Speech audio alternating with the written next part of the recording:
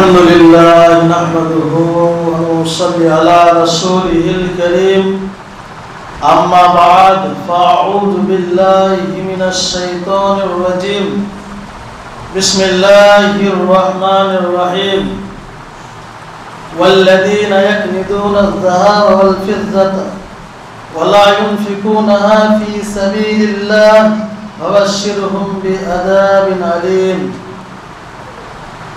بسم الله الرحمن الرحيم ويل لكل همزة لمزة الذي جمع مالا وعدده يحسب أن ماله أخلده শ্রদ্ধেয় সম্মানিত বয়োজ্যেষ্ঠ বয়োকনিষ্ঠ ইসলাম দরদি ভাতৃবৃন্দ, প্রশংসা গুণগান গুণকীর্তন সেই মহান সত্তার জন্য যিনি আমাদেরকে পবিত্র এই জুমার দিনে সকলকে একত্রিত হওয়ার তৌফিক এনায়েত করেছেন।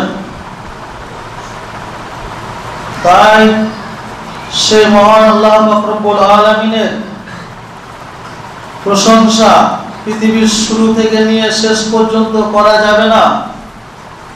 তারপরেও আমরা তার বান্দা হয়ে শুকরিয়া আল্লাহর জ্ঞাপন করে ছোট্ট একটা বাক্যে তার প্রশংসা করে বলি আলহামদুলিল্লাহ। তারপরে পরেই আমাদের ধর্মের গুরু মা আমিনাল্লাহ মরুর দুলাল কায়নান্দার তাজদারে মাদানী নবী মুহাম্মদুর রাসূলুল্লাহ সাল্লাল্লাহু আলাইহি ওয়াসাল্লামের উপর শত কোটি শান্তির দ্বারা বর্ষিত হোক। আল্লাহুম্মা সাল্লি আলাইহি আল্লাহুম্মা বারিক আলাইহি। প্রিয় ইসলাম দরদি ভাতৃবৃন্দ, আজ এই পবিত্র জুমার দিনে যে বিষয় নিয়ে আপনাদের সামনে দণ্ডায়মান হয়েছি, খাড়া হয়েছি, সেটা হচ্ছে যাকাত সম্পর্কে। যাকাত সম্পর্কে কোরআন ও হাদিস থেকে কিছু তথ্য দিয়ে আজকের খুতবা ইতি ঘটাবো। ওমা তৌফিক ইল্লা বিল্লাহ। প্রিয় ইসলাম দরদি ভাতৃবৃন্দ, যাকাত এটি ইসলামের যে পাঁচটি স্তম্ভ রয়েছে আমরা জানি।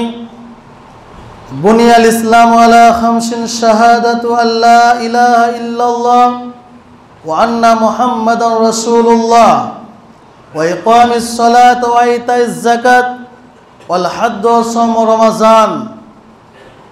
আমরা জানি ইসলামের মধ্যে ইসলামের যে খুঁটি খাম্বা আছে সেই ইসলামটা টিকে রয়েছে পাঁচটা স্তম্ভের উপরে।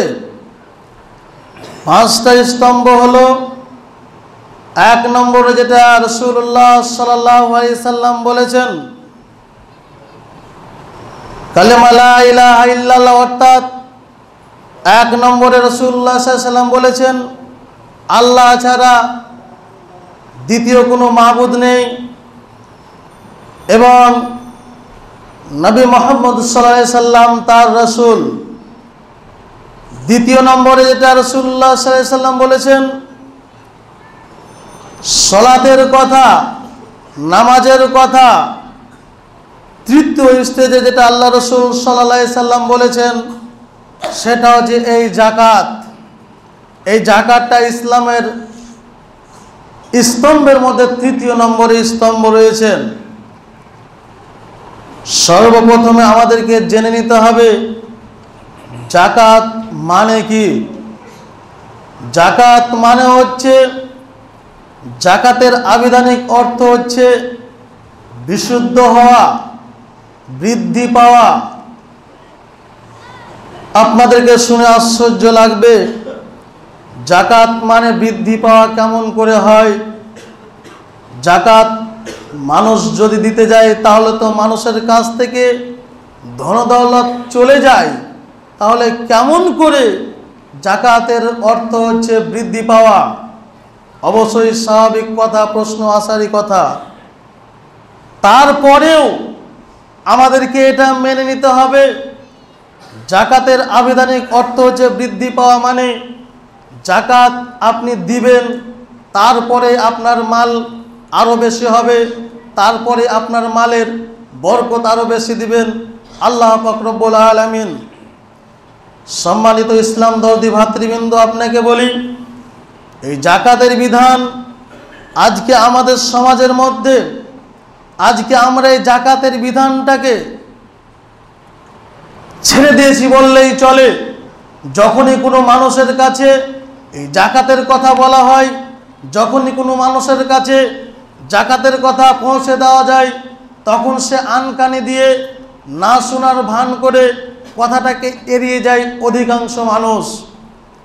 অথচ আমরা নামাজ পড়ি, কষ্ট করে রমজান মাসে রোজা রাখছি, এগুলো যেরকম বিধান আল্লাহ রাব্বুল আলামিনের রাসূল বলেছেন, সেই রকম বিধান হচ্ছে একটা জাকাতের বিধান, যেই বিধানটা পালনীয় অতীব জরুরি কর্তব্য মুসলিম উম্মার জন্য।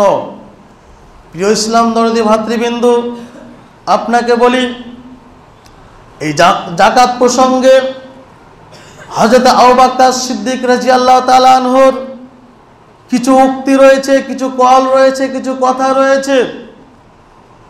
হযরত আবু বকর রাদিয়াল্লাহু তাআলা আনহু এই জাকাতের ব্যাপারে এতটাই কঠোর ছিলেন, এতটাই কঠোর করতেন, যা বলার সীমা রাখে না।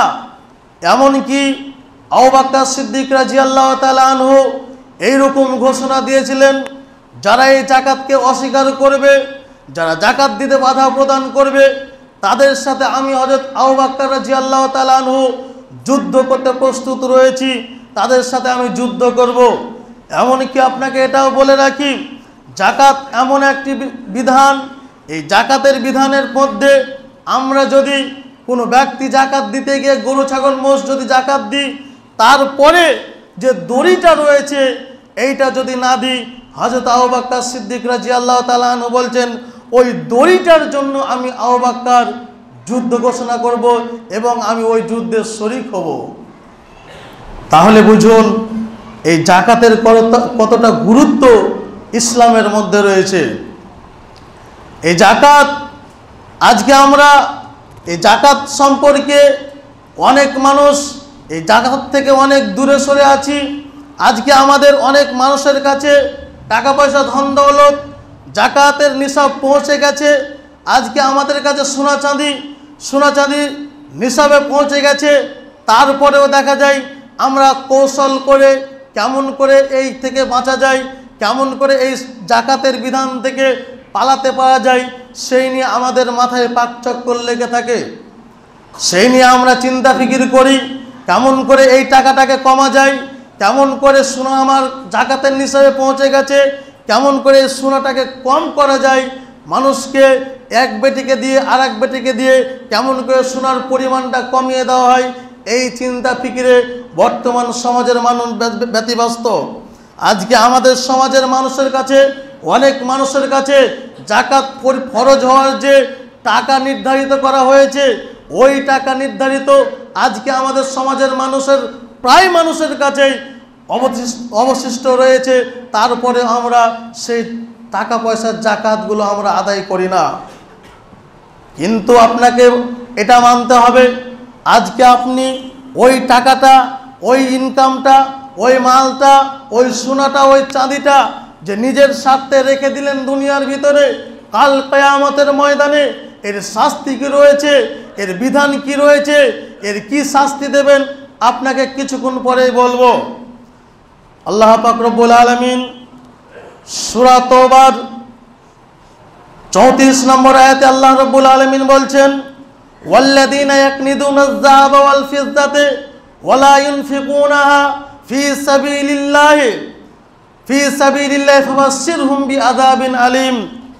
অর্থাৎ আল্লাহ পাক রব্বুল আলামিন এখানে বলতে চাইছেন এটাই, হে পৃথিবীর মানুষ, তোমরা শুনে নাও, তোমাদের কাছে যাদের কাছে ধন দৌলত টাকা পয়সা সোনা চাঁদি রয়েছে, তারপরেও তোমরা জাকাত দিতে অস্বীকার করছো, তারপরেও তোমরা জাকাতকে অস্বীকার করছো, তোমরা শুনে নাও, তোমাদেরকে একটা সুসংবাদ দিয়ে দিচ্ছি, তোমাদের জন্য আযাবিন আলিম, খুব কষ্টদায়ক আযাব তৈরি হয়ে রয়েছে। এবার আপনাকে বলি, জাকাত কেমন করে আমরা আদায় করব, জাকাত কিসের উপরে নির্ধারণ করব, কত টাকা থাকলে আমাদের জাকাত দিতে হবে, কত টাকা থাকলে আমাদের জাকাত দিতে হবে না, এই কিছু বলে সামনের দিকে এগিয়ে যাব ইনশাআল্লাহ আল আজিজ। আমাদেরকে জানতে হবে যে জাকাত এমন একটি বিধান, যে বিধানটা আমরা যদি অস্বীকার করি, আবু বকর সিদ্দিক রাদিয়াল্লাহু তাআলা আনহু আজ থেকে 14.5 বছর পূর্বে বলে গেছেন, তার সাথে আমি ওই যুদ্ধে শরীক হব। সম্মানিত ইসলাম দরদি ভাতৃবৃন্দ, আপনাকে বলি, আজকে আমাদের সমাজে নিসাব, আজকে আমাদের সমাজে ফল ফসলের নিসাব, গরু ছাগলের নিসাব, আপনাকে বলি বর্তমান সময় যদি এটাকে মেনে নেন যে গরু ছাগল উট আমাদের সমাজে নেই, তারপরে আপনাকে বলি আমরা যে চাষাবাদগুলো করি, ফল ফসলগুলো ফলন করি, আমরা যে পৃথিবীর বুকে চলতে গিয়ে স্ত্রী ছেলে মেয়ের জন্য সোনা চাঁদিগুলো তৈরি করে, এগুলার উপরে জাকাত অপরিহার্য হয়ে রয়েছেন। আমরা সকলেই অবগত আছি জাকাত সোনার উপরে কতটা ফরজ, আমরা সকলেই অবগত আছি। কোনো ব্যক্তির কাছে যদি 7.5 ভরি সোনা থাকে, অবশিষ্ট থাকে, ওই ব্যক্তির উপরে জাকাত ফরজ হয়ে যাবে। কোনো ব্যক্তির কাছে যদি 52.5 তোলা সোনা চাঁদি যদি থেকে যায়, সেই পরিমাণ টাকা যদি থেকে যায়, তাহলে ওই ব্যক্তির উপরে কি হলো, জাকাত ফরজ হয়ে গেল, তাকে জাকাত দিতে হবে। এবার আপনাকে বলি, বর্তমান আজকের বাজারে যদি আপনি সোনার দাম লাগাতে যান, সোনার দাম যদি আপনি লাগাতে যান, তাহলে বর্তমান আজকের বাজার খাঁটি সোনা যেটা, সেটা হচ্ছে ভরি পিছু 1,02,600 টাকা মতন ভরি রয়েছেন। সর্বমোট যদি কারোর কাছে 7.5 ভরি সোনা থাকে, তাহলে মোট টাকা হবে 6.5 লক্ষ টাকা, 6.5 লক্ষ টাকা মোট টাকা, 6.5 লক্ষর অধিক কিছু টাকা রয়েছেন। তারপরে কারোর কাছে যদি 52.5 তোলা চাঁদি থাকে, তাহলে টাকার পরিমাণ যদি আপনাকে দেখাতে যাই, তাহলে সেই টাকার পরিমাণ এসে দাঁড়াবে 61,000 টাকা, তার কিছুটা বেশি রয়েছেন। এবার আপনাকে বলি, আপনার এই সমাজদার মানুষ, আপনাদের জ্ঞান বুদ্ধি সবই রয়েছে, আপনাদের ব্রেন বুদ্ধি সবই রয়েছে, আপনাকে বলি, বলুন তো কোন মানুষটার কাছে 1 বছর অতিবাহিত করার পরে এই 61,000 টাকা থাকে না? আপনাকে বলে দিই, কোন ব্যক্তির কাছে যদি এই 61,000 টাকা বর্তমানে থেকে যায়, তাহলে সেই ব্যক্তিটার ওপরেই জাকাত অনিবার্য হয়ে গেল, জাকাত ফরজ হয়ে গেল, তাকে জাকাত দিতে হবে চাঁদির দাম অনুসারে। আমাদের কাছে নেই, আজকে আমরা নামাজ পড়ি ঠিক আছে, রোজা করি ঠিক আছে, যখনই এই জাকাতের বিধান আমরা শুরু করে দিই, তখনই আমাদের মাথা চুলকাতে লাগে, তখনই আমরা মাথা চুলকাতে লাগি। এই জাকাত থেকে কেমন করে পরিত্রাণ পাওয়া যায়, জাকাত থেকে কেমন করে দূরে সরা যায়। আপনাকে বলি, আজকে আপনি পরিত্রাণ পেয়ে নিলেন, আজকে আপনি বেঁচে যাবেন পার্থিব জীবনে, আপনি একটিবার চিন্তা করুন আপনার মৃত্যুর পরে কি দশা হবে আপনার জীবনে।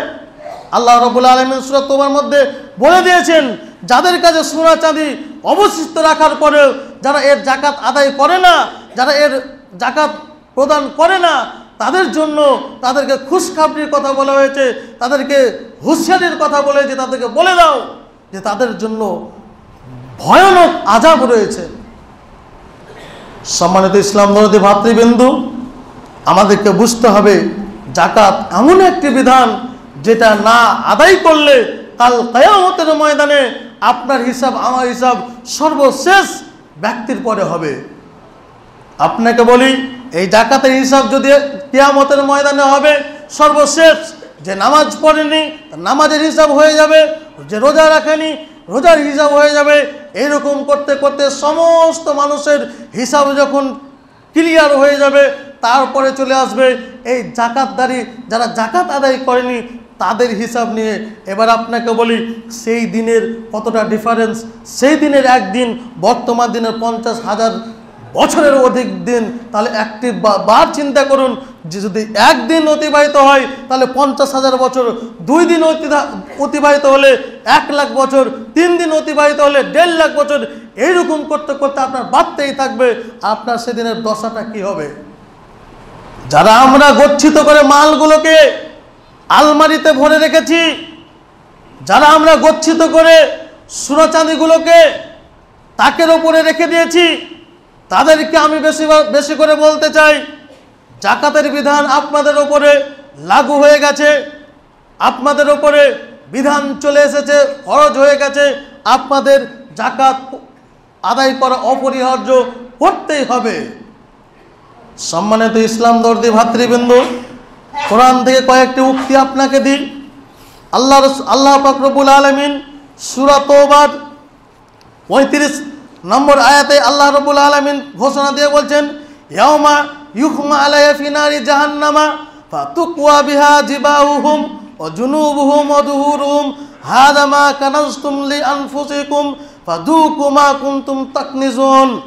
অর্থাৎ এর পূর্বে যে আয়াতটা আপনাদের সামনে বললাম, ওয়াল্লাযীনা ইয়াকনিজুনা আয-যাহাবা ওয়াল ফিদ্দাতা ওয়া লা ইউনফিকুনা ফি সাবিলিল্লাহি ফাবাশশিরহুম বিআযাবিন আলীম। যারা সোনা চাঁদিকে জমা করে পৃথিবীর বুকে রাখবে, তাদের শাস্তি হিসাবে কাল কিয়ামতের ময়দানে আল্লাহ রাব্বুল আলামিন বলছেন, ইয়াউমা ইউহমা আলাইহা ফি নারি জাহান্নাম। অর্থাৎ কাল কিয়ামতের ময়দানে যেদিন বিচার ফয়সালা হবে, সেই দিন যারা এই পৃথিবীর বুকে সোনা চাঁদিগুলোকে এক জায়গায় গচ্ছিত করে রেখেছে, তারা জাকাত আদায় করেনি, সেই সোনা চাঁদিগুলোকে সেই কিয়ামতের দিনে এক জায়গায় করে ওইগুলো জাহান্নামের আগুনে উৎপত্ত করে তাদেরকে লাঠি তৈরি করানো হবে। ফিনারে জাহান্নামা তুকওয়া বিহা জিবাহুহুম। সেই লাঠি দিয়ে কি করা হবে? সেই লাঠি দিয়ে করা হবে কি? এই যে কপাল আমরা দেখছি, সেই লাঠি দিয়ে কপালের মধ্যে দাগ দেওয়া হবে। অজুনুবিহিম অদুহুরিহিম, এবং পার্শ্ব দেহ বলতে বলা হয় এই যে দুইটা বাহু রয়েছে, এই বাহুতে সে লাঠি দিয়ে দাগ দেওয়া হবে। অজুহুরিহিম, এবং তার পিঠে দাগ দেওয়া হবে। কেন দাগ দেওয়া হবে? কেন দাগ দেওয়া হবে আপনাকে এটা মানতে হবে। দাগ দেওয়া হবে এই কারণে, কোনো ব্যক্তির কাছে যদি আপনার দেখা যায় জাকাতের কথা বলতে যায়, তাহলে সর্বপ্রথম যেটা সে ইনকার করে, সর্বপ্রথম যেটা সে ব্যবহার করে, তার মাথাটা চুলকাতে লাগে। কোনো ব্যক্তিকে আপনি বলেন যে ভাই তোমার উপরে জাকাত ফরজ হয়ে গেছে, তোমার নেশাব পৌঁছে গেছে, তুমি জাকাত দিয়ে দাও, দেখবেন সে ব্যক্তিটা কি করে, তার মাথা চুলকাতে লাগে। এই জন্য আল্লাহ রাব্বুল আলামিন সূরা তওবার মধ্যে বলেছেন, ওয়াজিবাহুহুম, তার কপালে দাগ দেওয়া হবে। কেন দাগ দেওয়া হবে? তাকে অপমান করার জন্য। আল্লাহ পাক রব্বুল আলামিন তো তাকে ডাইরেক্টলি জাহান্নামে ফেলে দিতেন, কিন্তু সেটা করবে না। কেন? তাকে লাঞ্ছিত, অপমান করা হবে কিয়ামতের দিনে, সেটা কোরআন মাজিদের মধ্যে উল্লেখ রয়েছে। তারপরে কি বলছেন? ফাযুকু মা কুনতুম তাকনিজুন। আল্লাহ পাক রব্বুল আলামিন বলছেন এর স্বাদ তুমি গ্রহণ করো। জাহান্নামের আগুন দিয়ে যে একটা লাঠি তৈরি করা হবে, ওই সোনা চাঁদিগুলোকে সেই লাঠি দিয়ে যখন তার কপালে এবং তার পার্শ্বদেহে এবং পিঠের মধ্যে যখন ছ্যাঁকা দেওয়া হবে, তারপরে আল্লাহ বলছেন ফাযুকু মা কুনতুম তাকনিজুন। এর স্বাদটা কেমন লাগে? তুমি যে দুনিয়ার বুকে এই মালগুলোকে একত্রিত করে রেখেছিলে, জাকাত আদায় করনি, আজকে তোমাকে কেমন লাগছে? এরকম আল্লাহ পাক রব্বুল আলামিন বলবেন। হাদিস শরীফের মধ্যে এবার আসি, ওয়ান আবি হুরায়রা রাদিয়াল্লাহু তাআলা আনহু আন্নাহু সামি'a রাসূলুল্লাহ সাল্লাল্লাহু আলাইহি সাল্লাম ইয়াকুনু কানজু আহাদিকুম ইয়াওমাল কিয়ামা সুজাআন আকরা। আল্লাহ রাসূল আবু হুরায়রা রাদিয়াল্লাহু তাআলা বর্ণনা করেন, রাসূলুল্লাহ সাল্লাল্লাহু আলাইহি সাল্লাম বলেছেন, কোনো ব্যক্তি যদি এই পার্থিব জীবনে তার জমাকৃত মালগুলোকে জাকাত আদায় না করে, সেই মালগুলো কাল কিয়ামতের ময়দানে বিষাক্তধার সাপ হয়ে দাঁড়াবে। সেই মালগুলো কাল কিয়ামতের ময়দানে বিষাক্ত সাপ হয়ে তার সামনে দাঁড়ানো হবে। আবু যার গিফারি রাদিয়াল্লাহু তাআলা আনহু বর্ণনা করেন, তিনি বলেন রাসূলুল্লাহ সাল্লাল্লাহু আলাইহি সাল্লাম বলেছেন, আল্লাহ রাসূল বলছেন, ওয়াল্লাযী নাফসি বিয়াদিহি, আল্লাহর কসম, সেই সত্তার কসম যেই সত্তার হাতে আমার জীবন রয়েছে, সেই সত্তার কসম, যে আল্লাহ ছাড়া দ্বিতীয় কোনো মাবুদ নেই, সেই আল্লাহর কসম খেয়ে বলছেন যে এই পৃথিবীর বুকে যারা উট গরু ছাগলের জাকাত আদায় করবে না, যারা এই পার্থিব জীবনে উট গরু ছাগলের জাকাত আদায় করবে না, কাল কিয়ামতের ময়দানে সেই সমস্ত উট গরু ছাগলগুলোকে তার দ্বিগুণ শক্তি বাড়িয়ে দেওয়া হবে। সেই ছাগলগুলোকে মোটাতাজা করে দেওয়া হবে, গরুগুলোকে মোটাতাজা করে দেওয়া হবে, উটগুলোকে মোটাতাজা দ্বিগুণ শক্তি করে দেওয়া হবে। তারপরে কি বলছেন আল্লাহ রাসূল সাল্লাল্লাহু আলাইহি সাল্লাম বলছেন, তারপরে সেই উটগুলো, সেই গরুগুলো, সেই ছাগলগুলো এসে কি করবে, ওই ব্যক্তিটার পিঠ থেকে হুরাতে থাকবে, গুতাতে থাকবে। হাদিসের মধ্যে বলছেন রুতাত, মানে গুতাতে থাকবে সেই ব্যক্তিকে। যারা এই সমস্ত মানুষেরা জাকাত আদায় করে না, তাদের ক্ষেত্রে এইরকম আযাব কাল কিয়ামতের ময়দানে হবে। আবু হুরায়রা রাদিয়াল্লাহু তাআলা আনহু বর্ণনা করেন, রাসূলুল্লাহ সাল্লাল্লাহু আলাইহি সাল্লাম বলেছেন যে রাসূলুল্লাহ সাল্লাল্লাহু আলাইহি সাল্লাম বলেছেন, যখন কোনো ব্যক্তিকে এই পৃথিবীর বুকে কোনো কিছু আল্লাহ পাক রব্বুল আলামিন দেবেন, দান করবেন, জাকাত আদায় করেনি, সেইগুলোর মধ্যে থেকে যদি কোনো সেই ব্যক্তিটা জাকাত আদায় না করে, কিয়ামতের দিন তার সেই সমস্ত সম্পদগুলো মাথার বিষাক্ত ধর সাপ তৈরি হবে। সাপ তৈরি হয়ে কি বলবে, সাপ তৈরি হয়ে তার গলাতে লেপ্টে দেওয়া হবে। লেপ্টে দেওয়ার পরে কি হবে, তাকে ছবল মারতে থাকবে, দুই কষাতে তাকে ছবল মারতে হবে। তারপরে সে সাপে বলবে, আনা মালুকা ও আনা কানজুকা, আমি সেই তোমার জমাকৃত মাল, আমি সেই তোমার জমাকৃত ধন সম্পদ। আপনি কি করবেন, ধন সম্পদ জমা করে কাল কিয়ামতের ময়দানে এরকম শাস্তি আপনাকে আমাকে দেওয়া হবে। যদি আমরা জাকাতের বিধান সঠিকভাবে পালন না করি, তাহলে কাল কিয়ামতের ময়দানে আপনাকে আমাকে এইরকমভাবে জাকাতের বিধান যদি না পালন করি, তাহলে শাস্তি দেওয়া হবে।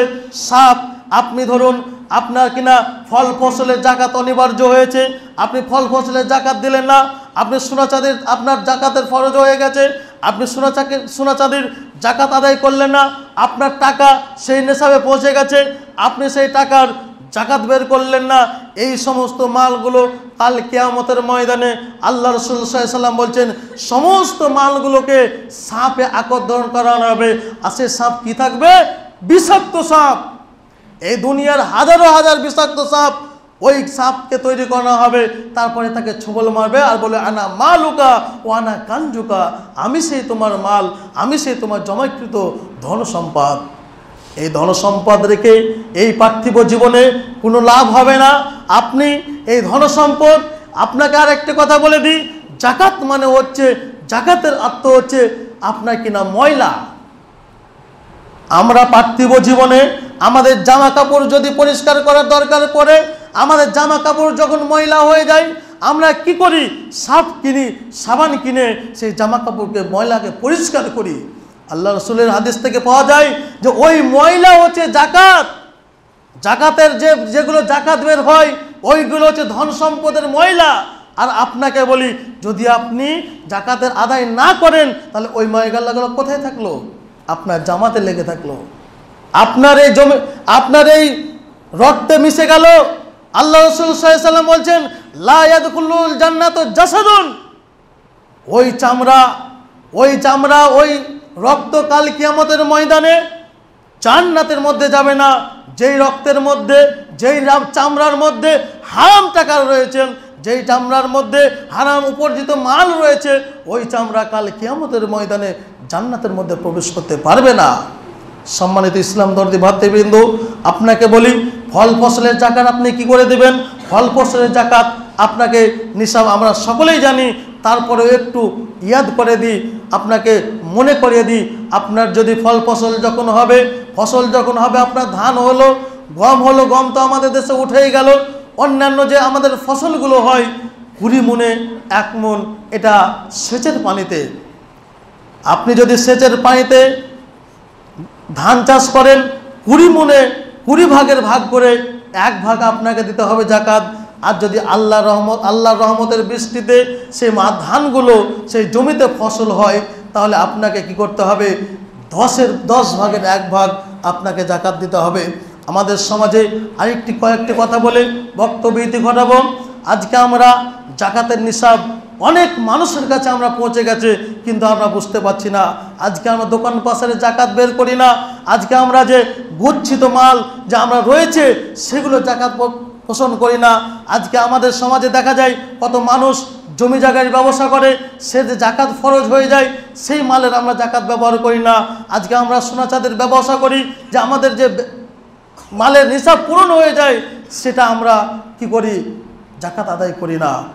একটা কথা আমাদেরকে মাথায় খেয়াল রাখতে হবে, যদি জমি জায়গার ব্যাপারে আপনাকে বলি, কোনো ব্যক্তি যদি একটা জমি কিনে রাখে 1 বিঘা জমি, ওই ব্যক্তিটা যদি সেই জমিটাকে কি করার জন্য রাখে, বাড়ি করার জন্য রাখে, আমার 5টা সন্তান এটা আমি রেখে দিলাম, আমার ছেলে পিলে ওখানে গিয়ে বাড়ি করবে, আপনাকে খেয়াল রাখতে হবে ওই জিনিসের জাকাত আপনাকে দিতে হবে না। যখনই ওই জমি জায়গাটা আপনি বিক্রির জন্য তৈরি করলেন, মানে ব্যবসার মধ্যে তৈরি করলেন, আজকে 1 বিঘা জমি কিনলাম, কালকে বিক্রি করলাম, আবার 1.5 বিঘা জমি কিনলাম, আবার বিক্রি করলাম, এইরকম করে যখন আপনার ব্যবসাতে আগ্রহ ধারণ করবে, তখন আপনাকে নিসাব করতে হবে, হিসাবে বসতে হবে যে আমার জাকাতটা এর কতটা ফরজ হলো কিনা, সেই হিসাব নিকাশ করে ওই মালটার ওইরকমভাবে দোকান পাশারের নিজের ইচ্ছাকৃত দোকান, আমরা যখন দোকান পাশারগুলো আপনার ব্যবসার জন্য তৈরি করে দেব, তখন ওই দোকান পাশারেরও জাকাত আপনাকে দিতে হবে। এগুলো আমাদেরকে মাথায় রেখে জাকাতের বিধিবিধান আমাদেরকে পালন করতে হবে। আরেকটি কথা আপনাদের সামনে বলি, আজকে আমাদের সমাজে জাকাত তুলি, কিছু মানুষ আছে আমরা জাকাত তুলি কিন্তু ভুল করি। আমরা ভুল কি জিনিস, আজকে আমাদের সমাজের মানুষ কি করে, জাকাত তোলার পরে দেখবেন অনেক মানুষ রয়েছে কাপড় কিনে নেয়, বেওয়া মানুষকে দেবে, অসহায় মানুষকে দেওয়ার জন্য জাকাত ফরজ হওয়ার পরে ওই টাকাগুলোর তারা কাপড় কিনে। কোথায় পেলেন আপনি? একটা বেওয়া মানুষ, গরিব মানুষ, তার টাকার দরকার রয়েছে, আপনি তাকে কাপড় দিয়ে এলেন, কি উপকার করলেন ওর? আর এই জাকাত যে ফরজ, একটা কথা মাথায় রাখতে হবে, এই জাকাত যখন ফরজ আপনার ওপর হয়ে যাবে, যখন আপনি টাকা বের করে নেবেন, ওই টাকার প্রতি আপনার আর কোনো হক চলবে না, ওই টাকার আপনার আর কোনো মাসলা মাসাইল চলবে না। ওই টাকা যে খাতে ব্যবহার করতে হয় সে খাতেই ব্যবহার করতে হবে। আপনি ভেবে নিলেন আমি জাকাত 10,000 বের করলাম, 5,000 টাকা চাল কিনে নিলাম, 5,000 টাকা শাড়ি কিনে নিলাম, গরিব মানুষকে দিয়ে দিলাম, এটা আপনার জাকাত আদায় হলো না, আপনার জাকাত বাতিল হয়ে বলে গণ্য হবে, আপনাকে আবার নতুন করে জাকাত আদায় করতে হবে। এই ভুল আমাদের সমাজে অনেক মানুষ করে। সাবধান, আমাদেরকে সাবধানতা অবলম্বন করতে হবে। আমাদের জাকাত টাকা আছে আপনার কাছে 10,000 টাকায় আপনি দিয়ে দেন, 1 খান্ডাও শাড়ি কিনবেন না। শাড়ি দেবার ইচ্ছা আছে, আপনার নিজের টাকা দিয়ে শাড়ি কিনুন। একটা গরিব মানুষ শাড়ি পরতে পায় না, আপনার ইচ্ছা আছে তাকে শাড়ি দেওয়ার, নিজের টাকা যেগুলো জাকাতের ভিতরে আন্ডারে জাকাত যেগুলো বের হয়ে যাবে সেগুলো বাদ দিয়ে আপনার কাছে যে সম্পদগুলো থাকবে ওই টাকাগুলো দিয়ে চাল কিনুন, শাড়ি কিনুন, তারপর দেন, কোনো সমস্যা নেই। আর আপনি জাকাত তুললেন, ওই টাকা দিয়ে শাড়ি কিনলেন, মানুষকে দেবেন, সাপে 5 পা পেয়েছেন, এটা জাকাত আদায় হলো না, এটা আপনার জাকাত আদায় হবে না। সাবধান, আমাদেরকে সাবধানতা অবলম্বন করতে হবে। এইরূপ করলে আপনাকে আবার নতুন করে জাকাতের বিধান মানতে হবে। আল্লাহ পাক রব্বুল আলামিনের কাছে দোয়া করি, হে আল্লাহ রব্বুল আলামিন, আমাদের যে ধন সম্পদগুলো আছে আল্লাহ, আমরা নিসাব পূরণ হয়ে গেলে আমরা যেন এই জাকাত সঠিকভাবে আদায় করতে পারি, এই তৌফিক আল্লাহ তুমি আমাদেরকে দিও। সকলে বলেন আমিন। এখান থেকে আমি আমার খুতবা ইতি ঘোরাচ্ছি। ওমা আলাইনা ইলাল বারাদ। আল্লাহুম্মা সাল্লি আলা মুহাম্মাদ ওয়া আলা আলি মুহাম্মাদ কামা সাল্লাইতা আলা ইব্রাহিমা ওয়া আলা আলি ইব্রাহিমা ইন্নাকা হামিদুম মাজিদ। আল্লাহুম্মা বারিক আলা মুহাম্মাদ ওয়া আলা আলি মুহাম্মাদ কামা বারাকতা আলা ইব্রাহিমা ওয়া আলা আলি ইব্রাহিমা ইন্নাকা হামিদুম মাজিদ। সুবহানা রাব্বিকা রাব্বিল ইজ্জাতি আম্মা ইয়াসিফুন ওয়া সালামুন আলাল মুরসালিন ওয়ালহামদুলিল্লাহি রাব্বিল আলামিন।